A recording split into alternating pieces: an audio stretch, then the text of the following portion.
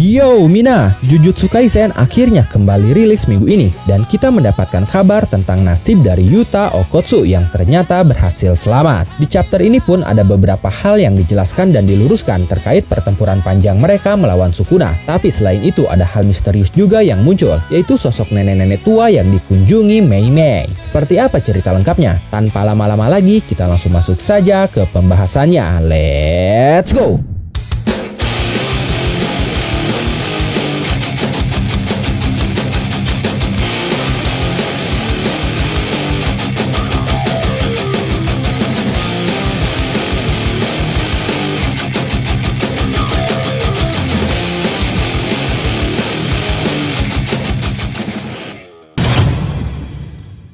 Judul dari Jujutsu Kaisen chapter 269 ini sendiri adalah Kento atau pertimbangan. Di halaman awal kita melihat Mei Mei mengunjungi sebuah toko tua. Dia bertanya berapa untuk sebuah permen yang akan dia beli. Setelah itu beralih ke Maki yang sedang memaki-maki Yuta. Yuta pun terlihat pucat dan berkeringat. Maki berkata, "Hei kau, hanya karena kau kembali ke tubuh aslimu, bukan berarti semuanya menjadi indah dan menyenangkan." Lalu Megumi menginterupsi kemarahan Maki itu. Maki pun berhenti dan menanyakan kondisi Megumi. Megumi berkata, "Aku merasa sedikit pusing, tapi ini adalah efek dari Infinity Void, dan aku benar-benar ingin meminta maaf kepada kalian semua." Maki berkata, "Simpan saja untuk nanti. Lagi pula, kau tidak perlu meminta maaf." Megumi berkata, "Itu tidak mungkin." Lalu Yuji berkata, "Akulah yang harus meminta maaf." Tapi Kusakabe muncul dan langsung mengatakan bahwa semuanya berawal dari kesalahan Gojo yang menyelamatkan nyawa Itadori. Dan sekarang Itadori terlibat dengan para penyihir terkutuk di balik terorisme sihir. Kusakabe sebenarnya orang yang sepenuhnya setuju dengan hukuman mati untuk Itadori. Jika bukan karena Yagasan, dia tidak akan ada bersama yang lainnya untuk saat ini. Tapi menurutnya hal itu tidak salah atau sejenisnya, karena setiap kebenaran bagaikan permadani yang indah, dijalin bersama untuk menciptakan masa kini. Jadi Kusakabe meminta Yuji dan yang lainnya untuk tidak merasa bersalah atas apapun, dan dia meminta mereka untuk bertindak sesuai umur mereka, karena mereka akan membuat keadaan semakin sulit bagi orang dewasa sepertinya. Setelah itu Yuji bertanya bagaimana Yuta bisa kembali ke dalam tubuhnya. Lalu Yuta menjelaskan dengan berkata, "Semuanya berkat Rika-chan. Aku pikir koneksi kami terputus saat dia tidak bertahan dengan tubuh Gojo Sensei. Rika-chan memperbaiki dan menjaga tubuhku yang dirawat oleh Ieri-sang menggunakan teknik kutukan pembalik. Kupikir kami sudah selesai ketika teknik Kenjaku mencapai batasnya." Lalu Mei Mei berkata, "Itu sedikit salah perhitungan ya?" Kusakabe berkata, "Dia mungkin membagi beberapa teknik secara sengaja. Sepertinya ini merupakan penerapan teknik penghalang. Dengan pengalaman meniru selama ribuan tahun, tidak akan menyamai ketepatan itu." Setelah itu Yuta berkata lagi, "Tapi setelah teknik itu diaktifkan ulang, Rika-chan sebagai teknik eksternal terhubung kembali dengan tubuhku dalam keadaan hampir mati. Dan begitulah kami sampai di sini. Maaf sudah membuat kalian semua khawatir." Maki berkata, "Tapi sejujurnya, aku tidak terlalu peduli dengan cerita itu. Masalah sebenarnya adalah, apakah Yuta bisa mengatur semuanya dengan cukup baik? Karena seharusnya kita bisa menang lebih mudah. Pertama, serangan kejutan Kenjaku. Harusnya aku yang menjadi orang yang mengambil tanggung jawab itu. Dan kemudian ada strategi pedang eksekusi Higuruma. Jika aku menggabungkan strategi itu dengan kutukan kata-kata jarak jauh, kemenangan akan mudah dicapai. Harusnya aku membiarkan Higuruma menangani perekam suara." Saat itu Inumaki berkata di dalam hatinya, "Kutukan kata-kata tidak bisa dilepaskan semuanya sekaligus. Kutukan kata-kata akan dianggap aktif dari perekam hingga pemutaran ulang. Jadi hanya satu perekam suara yang diizinkan." Todo pun berkomentar. Dia berkata, "Tidak mungkin Maki, kau tidak bisa menjadi targetku untuk teknik Unholy Game. Bahkan jika itu Okkotsu, itu tetap menjadi pertaruhan yang benar-benar buruk untuk berpikir dia bisa melakukan serangan kejutan tanpa bantuanku. Ditambah, untuk mengendalikan teknik-teknik kutukan, kita pasti membutuhkan kekuatan gabungan Okkotsu dan Rika. Kutukan kata-kata itu berhasil dengan tepat pada saat itu. Jika tidak, maka Black Flash mungkin sudah mengirimku ke kuburanku jika aku menggunakannya saat Sukuna dalam kekuatan penuh." Setelah itu Higuruma muncul. Dia berhasil selamat, tapi tangannya masih terlihat patah. Dia berkata, "Sukuna hanya bermain-main. Dia bisa dengan mudah menghabisi nyawaku. Tapi disinilah aku berdiri, hidup dan sehat. Dan jangan lupa, kutukan kata-kata cukup mudah untuk dilawan kan? Akulah yang memutuskan bahwa kita harus menggunakan teknik kita hanya di domain milik Okkotsu, di mana tidak ada ancaman dari luar. Lagi pula, tidak ada bahaya yang bisa menimpa siapapun di sana." Kusakabe berkata,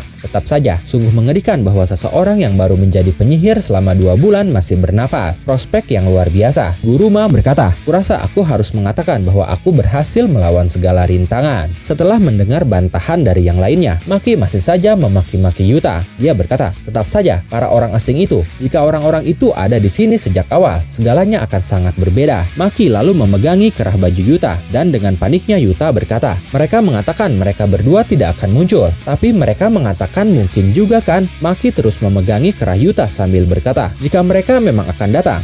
Tapi sebelum Maki melanjutkan ucapannya, Yuji menginterupsi. Dia berkata, "Jangan terlalu keras padanya. Berkat alat kutukan Okotsu Senpai, kami berhasil mempertahankan posisi kami." Maki berkata, "Ya, terkadang begitulah yang terjadi." Tapi Yuji masih mencoba meyakinkan Maki bahwa tindakan Yuta sudah banyak membantu. Dia berkata, "Berkat Okotsu Senpai, aku bisa menyelami domain keduaku." Lalu Hakari pun ikut berkomentar. Dia berkata, "Hebat sekali kita bisa memicu momen itu dalam diri Rika. Aku bisa mengejar Sukuna setelah mendapatkan arahan dari Gojo, dan aku berhasil memisahkan Uraume dari Sukuna sejak awal. Itu semua bagian dari rencana." Lalu Todo berkata, "Dengarkan, aku juga menanggung beban berat. Aku bekerja dengan Mei untuk mempersiapkan domain Sukuna, tapi kami gagal merebut Choso dan Itadori." Kirara bertanya, "Apakah itu karena ada masalah dengan jangkauan tekniknya?" Todo berkata, "Tidak, ini bukan hanya tentang jarak, ini tentang kekuatan energi kutukan Sukuna. Pusat domain itu memancarkan energi yang sangat kuat, sehingga kita tidak bisa menekan kekuatan kutukannya." Lalu Ino berkata, "Aku pun berada di tengah-tengahnya, tapi Ui datang dan mengurus semuanya dengan cepat. Jadi kurasa aku pun harus ikut bersalah. Seharusnya pakaian itulah yang menyelamatkan kita." Yuji mengatakan bahwa jika itu yang terjadi, dialah yang akan binasa, dan itu bukan salah siapa-siapa. Setelah itu Maki berkomentar dengan emosi yang masih meluap-luap. Dia berkata, "Bukan berarti aku ingin menyalahkan Yuta juga. Lagi pula, aku sudah terkena Blackface 2 kali. Hanya saja orang ini."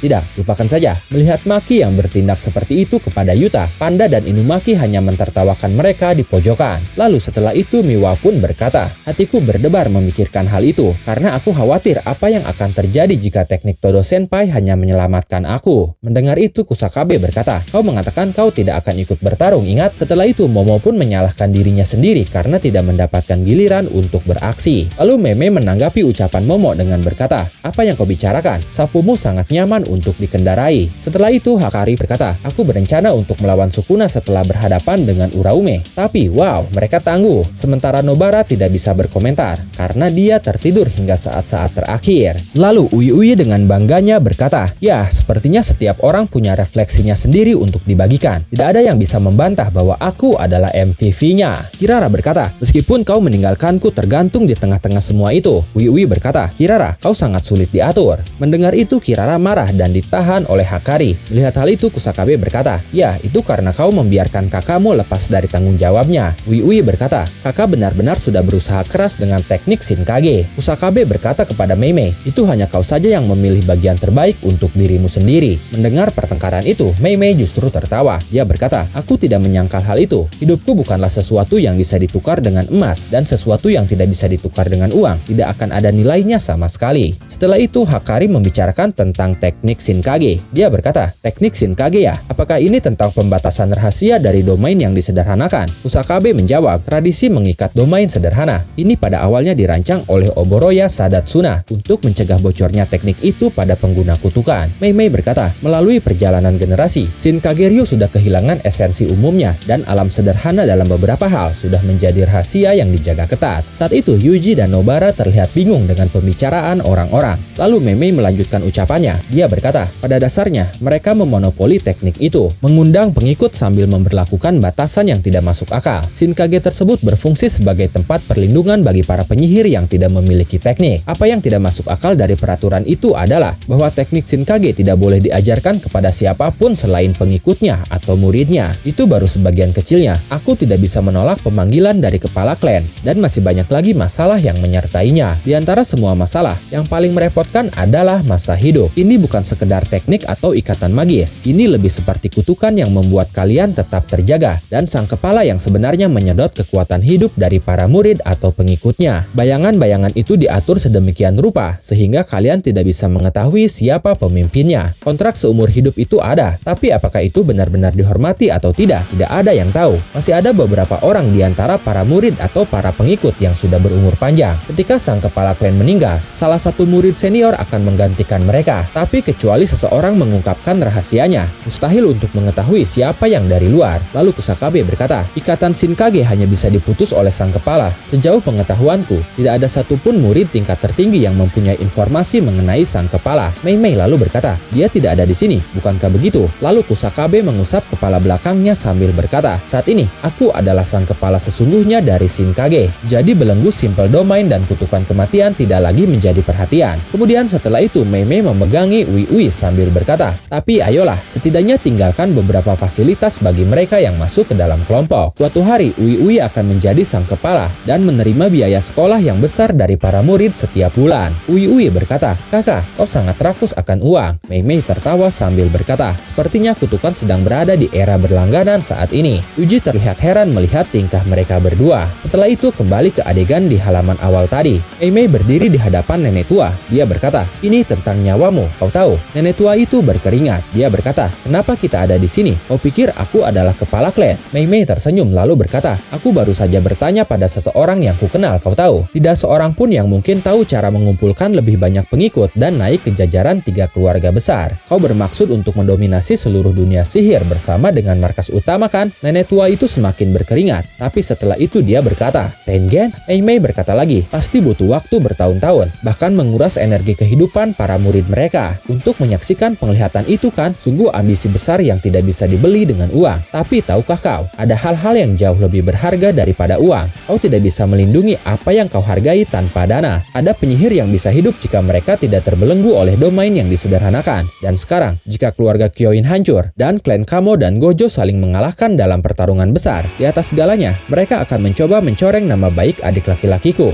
Ini pasti akan terjadi. Setelah mengatakan itu semua, Mei Mei membunuh nenek tua itu. Dan itu menjadi akhir dari Jujutsu Kaisen chapter 269 ini. Bagaimana menurut kalian? Silahkan tulis dan diskusikan asumsi atau spekulasi kalian di kolom komentar. Oke, terima kasih sudah menonton video ini sampai akhir. Mohon maaf jika ada kesalahan dalam narasi maupun dalam terjemahan dan penyebutan istilah asing. Tetap nantikan konten Jujutsu Kaisen dan konten menarik lainnya hanya di Animangati. Sekali lagi terima kasih dan sampai jumpa di video selanjutnya.